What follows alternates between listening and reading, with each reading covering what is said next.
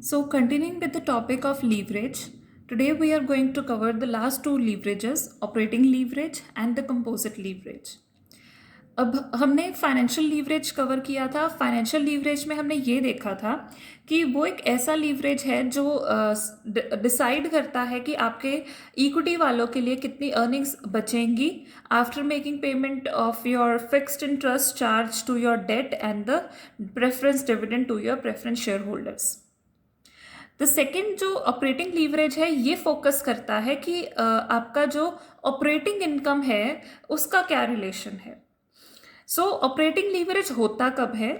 It occurs when a firm has fixed cost. एक firm के पास fixed cost है और हमें पता है कि फिक्स्ड कॉस्ट हमारी इर्रिस्पेक्टिव होती है और सेल्स वॉल्यूम। हम जितनी मर्जी सेल्स करें, जितना मर्जी आउटपुट प्रोड्यूस करें, हमारी फिक्स्ड कॉस्ट सेम रहने वाली है। Fixed cost remaining same, the percentage change in operating revenue will be more than the percentage change in sale. अब क्योंकि हमारी फिक्स्ड कॉस्ट सेम रहने वाली है तो उससे क्या है कि जो हमारी परसेंटेज चेंज इन सेल है वो तो कम होगी, बट जो परसेंटेज चेंज इन ऑपरेटिंग इनकम है वो ज़्यादा हो जाएगा। बिकॉज कॉस्ट हमारी कम उतनी ही रहेगी, आउटपुट हम ज़्यादा प्रोड्यूस कर रहे हैं, कम प्रोड्यूस कर रहे हैं, तो उसके चेंजेस की वजह से ऑपरेटिंग रेवेन्यू में चेंज ज़्यादा आएगा as compare to your change in sale. अब क्योंकि ये सारी सीक्वेंस ऑफ एक्टिविटीज़ हो रही हैं, सीक्वेंस ऑफ एक्टिविटीज़ कैसे?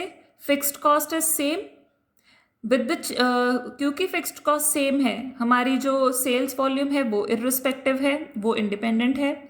हमारा जो ऑपरेटिंग रेवेन्यू है उसकी परसेंटेज चेंज ज़्यादा है, परसेंटेज चेंज इन सेल्स कम है, इनके कारण होता है ऑपरेटिंग लीवरेज। अब ये बात हमेशा ध्यान में रखनी है कि ऑपरेटिंग लीवरेज हमारा एक ऐसा पार्ट है जो सिर्फ एक ही फैक्टर के ऊपर डिपेंडेंट रहता है और वो होती हैं हमारी फिक्स्ड कॉस्ट्स। जो भी फिक्स्ड कॉस्ट हम इनकर कर रहे हैं, ऑपरेटिंग लीवरेज उसी का ही रिलेशन चेक करेगा with respect to our operating income.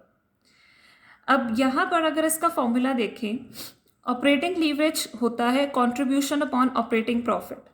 Again वही कि हम किस में अपना रिलेशन देख रहे हैं, हम सेल्स जो कि इर्रिस्पेक्टिव हैं, जो इंडिपेंडेंट हैं, जो चेंज नहीं हो रही, और हम अपने ऑपरेटिंग प्रॉफिट के साथ रिलेशन देखेंगे। अब कंट्रीब्यूशन है क्या?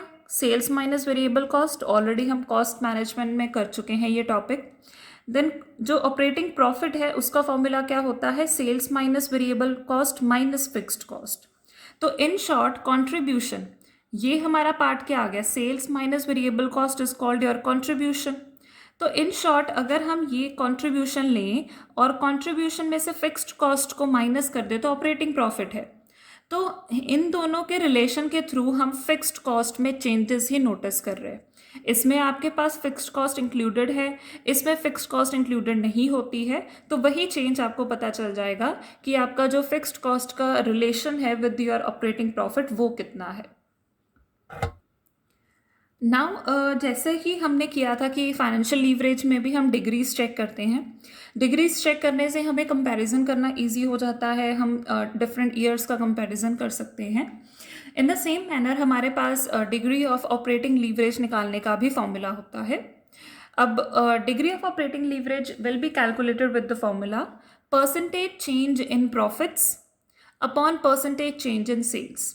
अगर हमें डिफरेंट ईयर्स की दी हैं तो, अगर हमें डिफरेंट ऑल्टरनेटिव्स की दी हैं तो उसके थ्रू हम क्या कर सकते हैं, हम डिफरेंट लीवरेजेस की डिग्री निकाल सकते हैं। अब अगर हम यहाँ पर चेक करें, डिग्री का फॉर्मूला ही हमें ये इंडिकेट कर रहा है कि हम अपने प्रॉफिट्स को कंपेयर कर रहे हैं सेल्स के साथ। मीन्स हम अपने कॉस्ट का ही अंदाज़ा ले रहे हैं। जब हमने फाइनेंशियल लीवरेज की डिग्री निकाली थी तो हमने ईबीएस ईबीआईटी ईपीएस एनालिसिस किया था। यहाँ पे हम सेल्स प्रॉफिट का एनालिसिस कर रहे हैं और यही डिफरेंस रहता है फाइनेंशियल लीवरेज में और ऑपरेटिंग लीवरेज में। ऑपरेटिंग लीवरेज आपकी ऑपरेटिंग रेवेन्यू, ऑपरेटिंग इनकम के ऊपर फोकस करेगा और जो आपका फाइनेंशियल लीवरेज है वो आपके कैपिटल स्ट्रक्चर के ऊपर फोकस करेगा। और जब आप दोनों को कंबाइन कर देते हो तो आपका जो थर्ड लीवरेज बनता है कंपोजिट लीवरेज, वो आपके ऑपरेटिंग रेवेन्यू, ऑपरेटिंग प्रॉफिट को भी कवर करेगा और आपके कैपिटल स्ट्रक्चर को भी कॉरस्पॉन्ड करता है। Now focusing on the last leverage, composite leverage, हमने अभी डिस्कस किया। ये एक ऐसा लीवरेज है जो अटेंशन रखता है अपनी entire income of the concern पे। एंटायर इनकम का मतलब क्या रहता है कि ये आपका ईपीएस, ईबीआईटी और आपकी ऑपरेटिंग इनकम दोनों को चेक करेगा। अब कंपोजिट लीवरेज का फॉर्मूला काफ़ी इजी रहता है।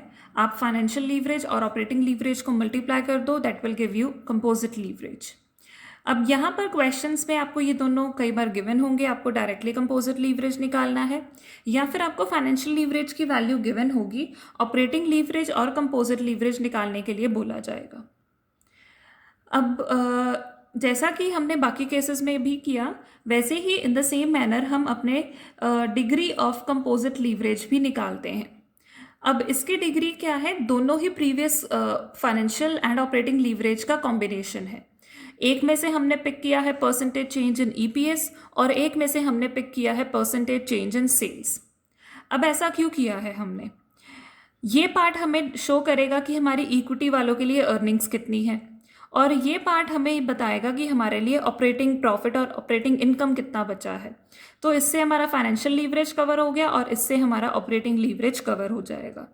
एंड मोर ओवर ईपीएस तभी पॉसिबल है जब आपकी सेल्स हैं, सेल्स में से ही आप सारे खर्चे करते हो तो आपका ईबीआईटी बचता है, ईबीआईटी में से ही हम अपना ईपीएस अर्न करते हैं।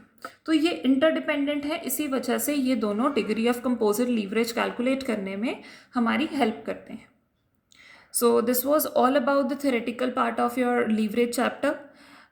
Rest we will be doing some practical questions if required, and do study these leverage very well, because you will be expecting some questions in your examination based on this topic. Thank you so much.